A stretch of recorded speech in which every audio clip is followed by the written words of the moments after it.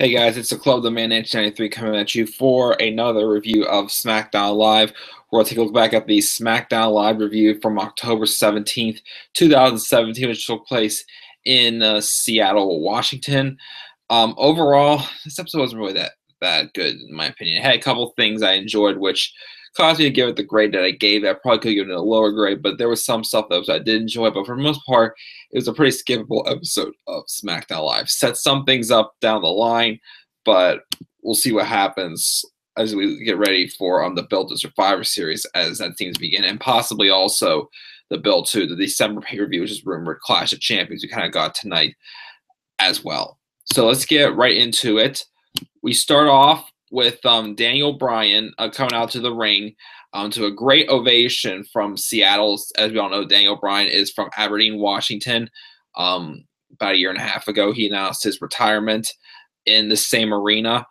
And he came to a great ovation. And he's like, guys, we only had 2 hours for the show. We got to get going on here. Just emphasizing, his gratitude towards, the fan support as always.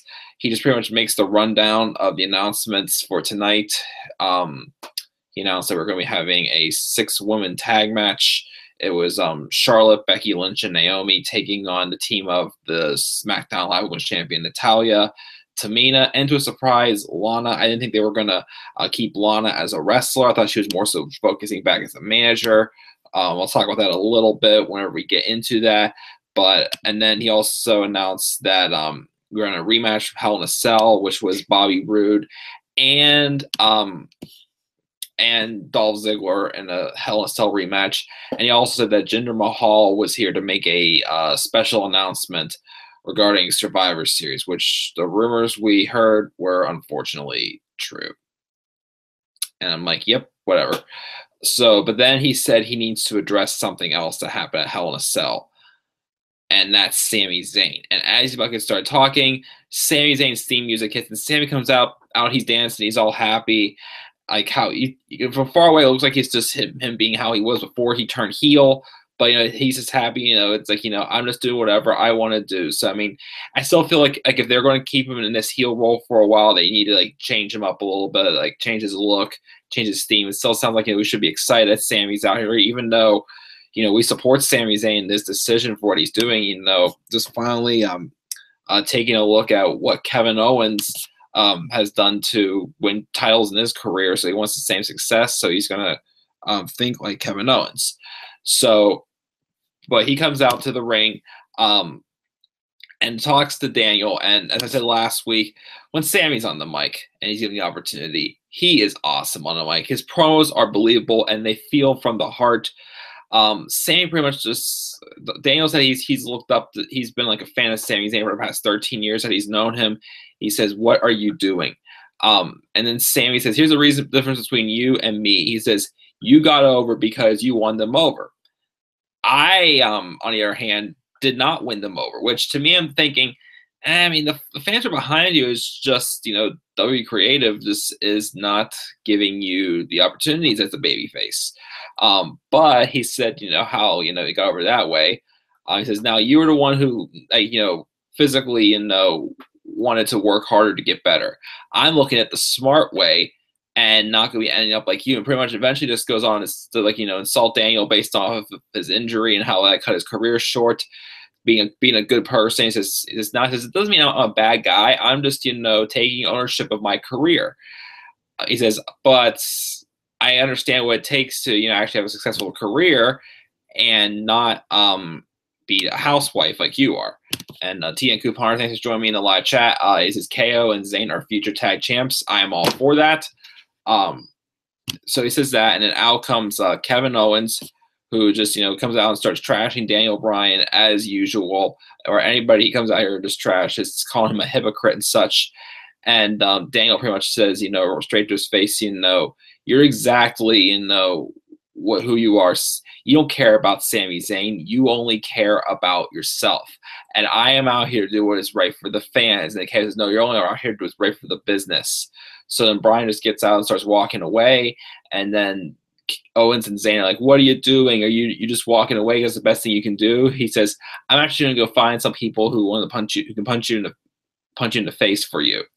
So pretty much setting up the eventual main event for later on tonight, which will be a tag team match, and it ended up being Owens and Zayn taking on Shinsuke Nakamura and Randy Orton. Of course, the typical guys you're going to these days, because they're both directionalists, even though there's a 13-time world champion, a guy who should be a WWE champion, but he had to lose to Jinder freaking Mahal twice, but we're not going to talk about that just yet or at all. Who knows? So then we had next was a 6-woman tag match. It was based off of the backstage brawl last week.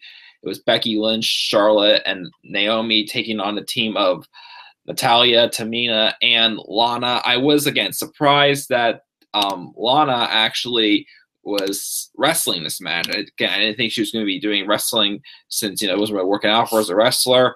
I will be honest, though, the offense she got in here, she started to look better. She looked better, a little bit better as a wrestler. Still has some work to do. Carmella was out on commentary, just, with Ellsworth on the leash. I still would like it if they would do something else with this pairing with James Ellsworth and Carmella. It seems like after, Carmella started putting him on the leash after Ellsworth, almost costed her Money in the Bank briefcase about a month or two ago. It's really like they haven't really done much with this pairing. I wish they would have done something. And this is going to eventually lead to, Ellsworth wanting to be set free from Carmella, since he's pretty much just Carmella's slave now or whatnot. So we're going to have to see if that ever gets anywhere. You're hoping everybody would pick the Usos against Owens and Zayn. That would have been an interesting match. Ellsworth cost her the case. That's highly possible as well. Getting back to the match again, the match was, all right, decent action. Tamina didn't get too much offense in there. I just remember her super kicking, Becky Lynch. It was mainly, Natalya got someone, but Lana took a lot of the offense. I was surprised by that. But again, I thought she looked better, so that is a plus. But she still did take the pin from Charlotte as the face team gets the win. After the match, Natalya pulls her out of the ring and attacks her. And then she goes to grab the chair, pretty much does what she did to Charlotte from Hell in a Cell. But then Charlotte's able to, get Natalya down and get a hold of the chair, and Natty just ran off. Again, these two can have good matches, but there really isn't much of a story here. Other than, here and there, Natalya insults Ric Flair pretty much, but there needs to be a little bit of a story here. If they're going to have another match down in the future, also maybe the stipulation, I don't know if they're going to have like a chairs match or a women's TLC match at the December pay-per-view, which is, again, supposed to be Clash of Champions. So we'll see what happens. Again, the match was average, nothing really terrible, but, we've seen these types of matches how many times. It's just all these women feel pointless unless they're going after the title. So whatever. And then backstage, we had Daniel Bryan walking along, and he runs into Zayn and Owens, and this is where he pretty much tells him that you're going to have your match against Kevin Owens and Zayn have their match against Randy Orton and Shinsuke Nakamura later on tonight. And then we get the advertisement. I'm like, oh, it's actually going to happen this time, because it was supposed to happen last week. It didn't happen, but everything's going to happen next, but it's not going to happen then. Don't forget about Starrcade for SmackDown. Heard that Charlotte versus Natalya in a cage. That might be pretty interesting. I probably have to check that out. Good, they're putting a stipulation on this match. But anyways, getting back to SmackDown, we did have the Pulp Fashion segment, pretty much like a Pulp Fiction type segment for the Fashion Files. I can't really say much about it. It's just the same thing again. The Ascension were there. They've been asked. There's this weird thing where the Ascension is trying to get them and Breezango to be friends. It's not doing anything. That's not doing anything for me. Why are they keeping them around as just, cronies in these Fashion File segments, which once again, it got nowhere. All we figured out was Tyler Breeze. We thought he was allergic to pickles. They're about to, inject him. But then he woke up, said he just thought the the bun tasted nasty from the cheeseburger, which was gluten free. And even though they're saying, you haven't solved the 2B cases, obviously the Bludgeon Brothers, new team of Harper and Rowan, which it's pretty obvious at this point. Just get it over with. Just say it's that, because these fashion file segments are just dragging on and not accomplishing anything. They're entertaining. I love them, but they're starting to get boring to me because they're just not. Nothing's being accomplished in this, and it's just very unfortunate. So that's all I gotta say about that. And then we had Baron Corbin making his way to the arena. To the ring, as he was going to be in action next after he retained the United States Championship in a pretty good match against AJ Styles last week. And I was glad he was able to beat Styles clean. I thought that would make him good. But this match just does not make him look good at all.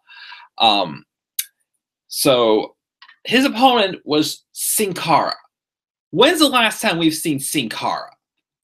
I can't think. The last time I remember hearing about Sin Cara was when he was told he was being moved over to SmackDown Live in the Superstar Shakeup. Pretty much traded him for Kalisto. And, when the Cruiserweight division first came out, didn't Sin Cara say he was going to go to the Cruiserweight division? And he just, out of nowhere, he's no longer in it. Didn't make sense at all. He's just, I'm surprised he's still around. I'm surprised he hasn't even been released yet. But he comes in and, Corbin's just like, will you guys like to see Sin Cara get a title shot? Too bad. United States Open Challenge is closed for good. This is a non-title match. Is what happens. This match was so pointless. Sin Cara basically drop-kicked Corbin several times, sending him outside, and a suicide dive as well. And he just pretty much just pushed him away out of the ring a couple times. And Sin Cara won by countout. Last week I felt better about Baron Corbin being U.S. champion after, I was worried about him after he dropped the belt. Dropped the briefcase after he failed to cash in against Jinder Mahal, which I wouldn't have been so angry about, but it was just because John Cena just did his old Super Cena tricks and just burying him. And then he got the U.S. title. He got the clean win over Styles. It was like, okay, maybe things are good. I feel better about this. And I spoke too soon.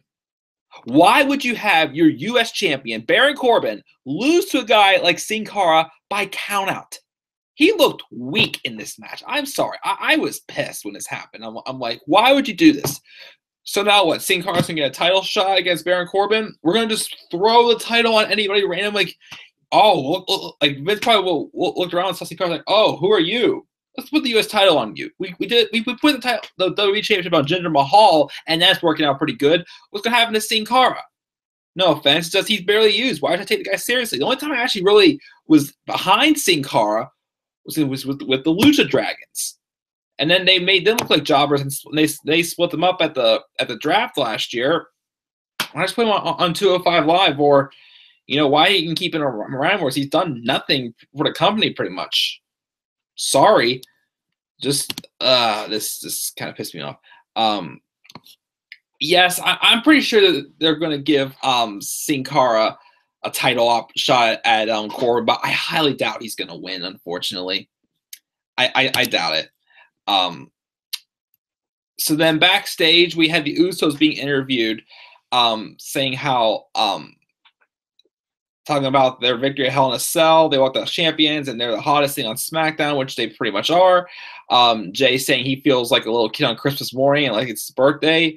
They've got the tag division on lock. It's like the Uso Penitentiary before being interrupted by their new challengers, Chad Gable and Shelton Benjamin. This was fresh. I'm glad Gable and Benjamin get an opportunity, but personally, Gable was trying to rap, and it I thought it was okay. I didn't think it was great. I didn't think it was atrocious. But you can tell this was kind of scripted. And it didn't seem that rap is really for Chad Gable, honestly. I wasn't really too impressed with it. But they pretty much, put their hands out as a sign of respect to shake the Usos' hands. But then they yanked them away, like no thanks. So they're being serious about this. So, whatever. Again, it wasn't terrible, but the rap just looked. It was obvious that it was scripted, and it just did not fit well for Chad Gable, in my opinion. Um, and then Jinder Mahal is getting ready to walk out to make this big announcement. Before we got to that, we had another segment involving the Bludgeon Brothers, Rowan and Harper. I'm digging the armor. I'm liking like the costumes, or their attire they had. That looks pretty cool. It's just, are you going to just bring them back and treat them like the Ascension? The Ascension, had was like had like a badass look as well to them, and they were legendary on NXT. Then they bring them up to the main roster. Now they're begging Breezango to be best friends. But the Bludgeon Brothers, I'll give them a shot. But how many more times are you going to keep splitting up Harper and Rowan and putting them back together? Honestly, again, the segment was pretty cool, but we'll see what happens whenever they finally come around and debut. Then we have this oh gosh. As I always say, I polished these two fingers right here, right before Shinsuke's music hits, and I just set them in their sights whenever he walks out, because Shinsuke Nakamura should never been losing to Jinder Mahal. But Jinder Mahal has white heat from me. The heat of get off my television, I don't want to see you heat. Comes out, and of course they showed this big vignette of him going back to India last week and visiting his hometown. Oh, he did this, and this in India. Do you know what I gotta say to that? He went to India. Can we just take the title off him now? No, we gotta have him defend the title at that stupid tour in India in December. So we're stuck with Jinder Mahal still as our champion. It's not working out. I'm sorry. Mid-card champion, okay, probably still wouldn't have accepted at first, I'll be honest. But in the main event, you're making this look like a complete joke. It's hurting your product more. Having a guy who did nothing but lose, all of a sudden winning, again, as I keep saying, in some sort of defense, yes, he's had help from the Singh brothers, proving that he can't win by himself, so that's the best way he can win. Okay, yes, I get it, but it's not working. It's cause people to go away from the product. We want to see somebody, AJ Styles, Shinsuke Nakamura, Sami Zayn, Kevin Owens, anybody pretty much, but Jinder Mahal. So he comes out and he's saying how his trip to India was what was blah blah blah. He said, there was a boy came up to them saying, like, oh, you've beaten Randy Orton, you've beaten Shinsuke Nakamura, you've pretty much beaten anybody worthy on SmackDown Live. But he's like, I get this respect in my own country, I'll get this respect in India. So he says, I want to prove myself worthy pretty much by challenging the Beast Incarnate Brock Lesnar to a match at Survivor Series. And I literally was sitting on my couch and I took my hood and I went like this. Yep, the rumors are true. Mahal wants to face Lesnar. And honestly, if I was Lesnar, you think about it, would you want to waste your time with Jinder Mahal? I would decline the challenge. But honestly, if I was Lesnar, I'm like, Lesnar's back down from a fight. He's going to be like, why not? This is why also, like, Brock Lesnar to me is just becoming not as, as excitable, because he beat, again, I keep saying, he beat Braun Strowman and Samoa Joe clean. His match with Joe was all right. His match with Braun was disappointing. And if he could beat any of those guys, what makes you think he's not going to easily squash, Jinder Mahal? Why should we care about this match? Like, when he faces off against Finn Balor, why should we care? And then if he faces off against Roman Reigns at WrestleMania, why should we care? And this whole thing with where, we're trying to make the F5 look so powerful as nobody's going to kick out of it, and then we're going to set up Roman Reigns to be kicking out of it. He didn't kick out of the F5 at SummerSlam. Again, I was completely cool with him winning at SummerSlam by pinning Roman Reigns. The match was awesome, and pinning Roman Reigns, that was the right person to take the pinfall. And now we're going to get probably the main event, Brock Lesnar and Jinder Mahal. I swear, if Jinder Mahal somehow defeats Brock Lesnar at Survivor Series, if this happens, I don't know if I'm going to even want to watch the product anymore, honestly, because it's not going to make sense. It's just going to show that WWE takes everything for granted and just cares about the money and, thinks, oh, we got to promote India. It's not doing as big of a deal as you're making it out to be. But on the bright side, we did have him get the crack beat up. He get the crack beat out of him. As AJ came out, he's like, I don't care about you challenging Brock Lesnar at Survivor Series, but what I didn't like what you heard is that you've beaten everyone on SmackDown Live. You haven't beaten me, though.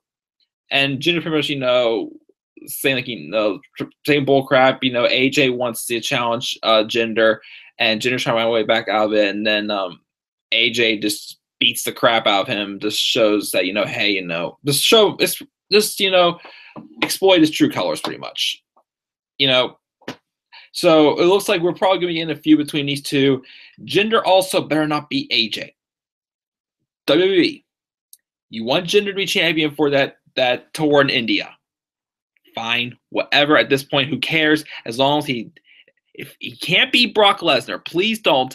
And then he loses the title to AJ Styles at Clash of Champions. That's it. Do not drag this out till WrestleMania because it's not going to work. It's going to hurt WrestleMania. It's going to be terrible. Just put the belt on AJ because the world will be in much better hands. That's what I gotta say. And then we went to commercial and we came back.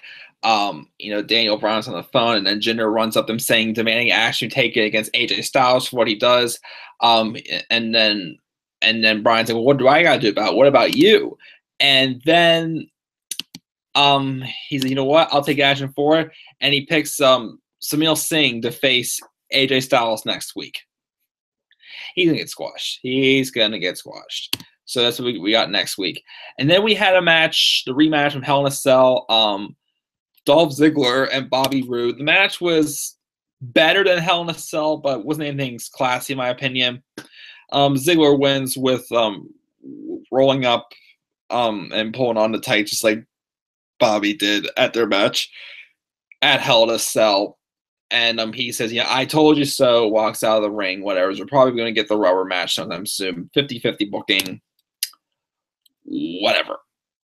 And then we had announcement that it was confirmed that Brock Lesnar will be returning to Monday Night Raw on next Monday to answer Jinder's challenge.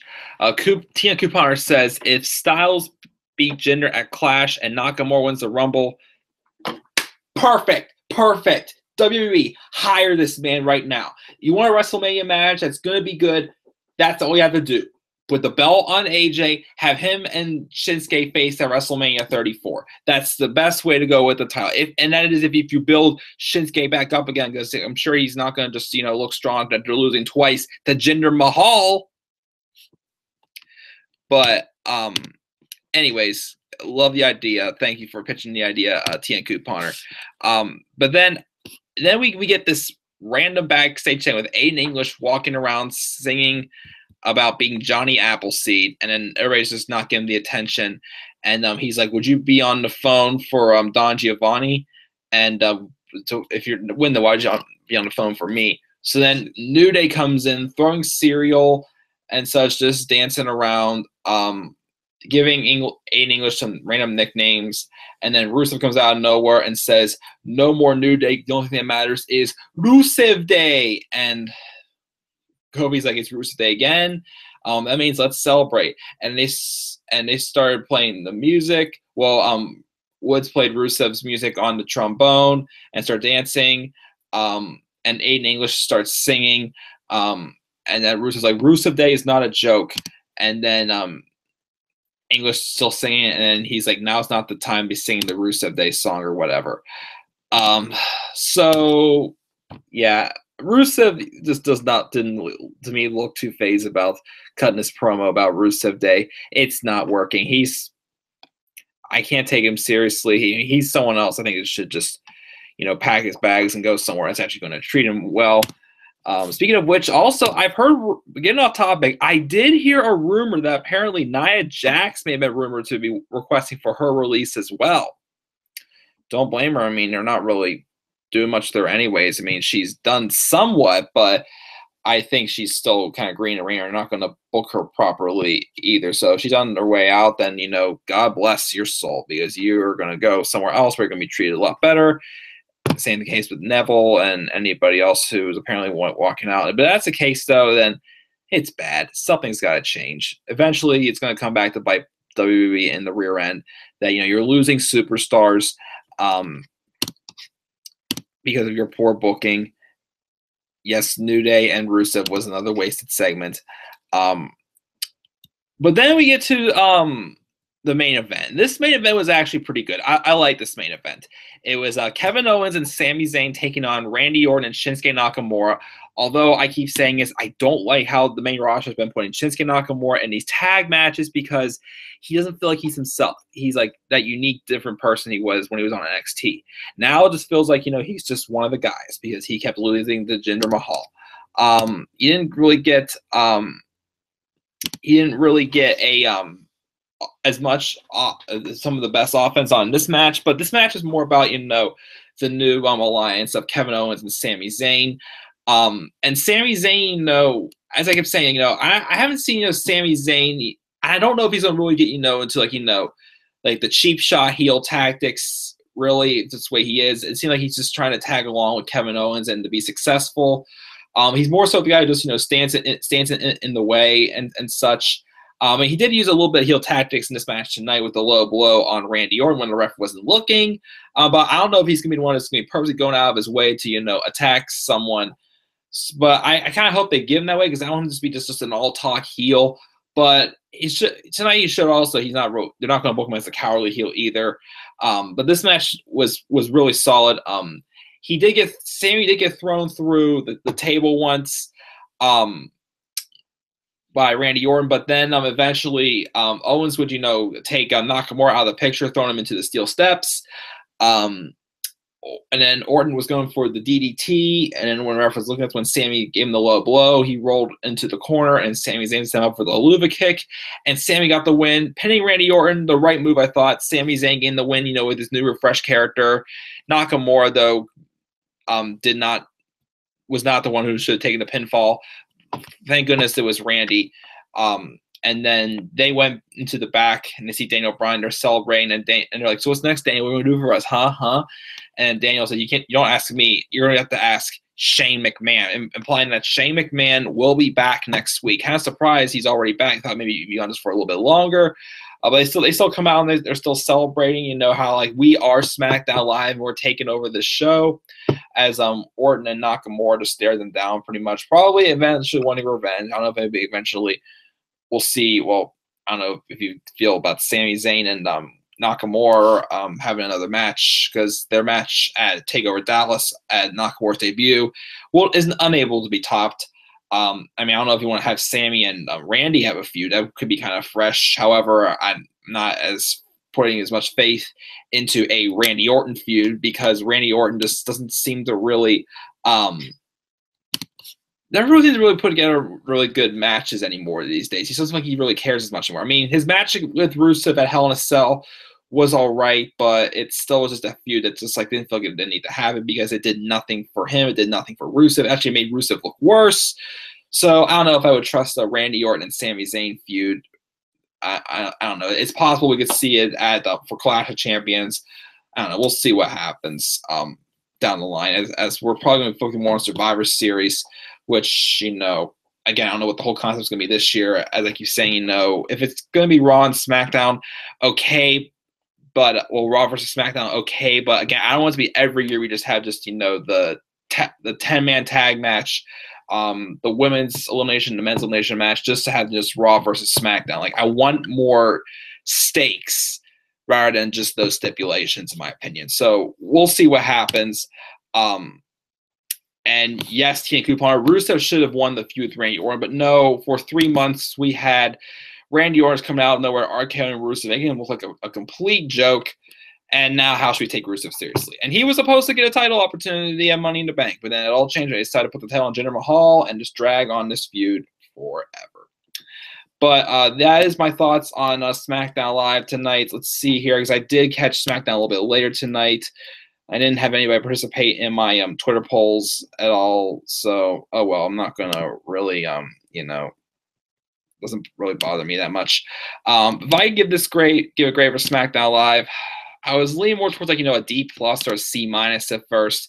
But, I did think the stuff was either, average. The only things that were to me I did not like. Well, I did not like the announcement from Jinder about facing Brock, but I did like AJ coming out and pretty much just showing his true colors. Well, Mahal's true colors.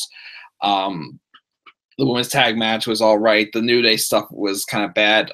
Fashion Files was just it was entertaining for what it was, but still it got nowhere. The stuff with Sami Zayn and Kevin Owens was good. That's why I'm going to just up it a little bit and give this a C. I mean, I guess I can't say which show I enjoyed more. They're both kind of meh. I'd say maybe I'll give the edge to Raw a little bit because of the build for TLC, which was kind of still like an average show. I'm not expecting too much from that show, and then the main event I'm hoping to be just showing that this is just a one match show. But that is my thoughts on SmackDown Live. What are your thoughts? Leave your thoughts down in the comment section or in the live chat. Always click that like and subscribe for more content to come to this channel. Make sure to tune in, check out my turn alert I made on Kane returning last night. I had a pretty cool effect in there with it being about Kane with the fire. I'll be reviewing NXT tomorrow night. I'm going to record top 10 topics as soon as I get off here. I got to watch WrestleMania 9 as my next WrestleMania. I'm watching my WrestleMania review series, and I'm not looking forward to it, but I'm doing it for the series. And then as far as TLC goes, again, I'll either be doing a live review by myself, or if I do a live review with one of my Horseman brothers, then I'll be doing that then on Sunday. So that's stuff coming up for this channel. Again, please follow me on Twitter as well at DemandAirboy93. And with that, guys, I'm checking out. Have a good night.